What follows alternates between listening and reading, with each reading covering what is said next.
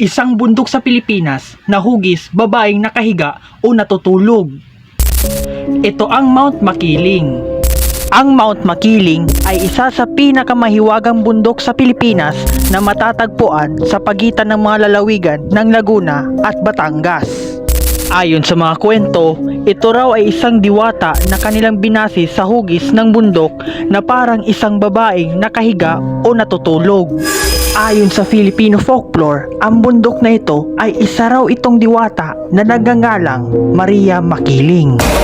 Si Maria Makiling ay isang magandang diwata na naninirahan sa bundok. Noong unang panahon ay tumutulong ito sa mga taong nangangailangan, binibigyan niya ito ng mga pagkain at pinoprotektahan niya ang bundok. Kaya pag may ginawa kang masama o di mo iginalang ang kanyang teritoryo, ay maaari ka nitong iligaw at hindi ka na makakabalik sa inyong pinanggalingan.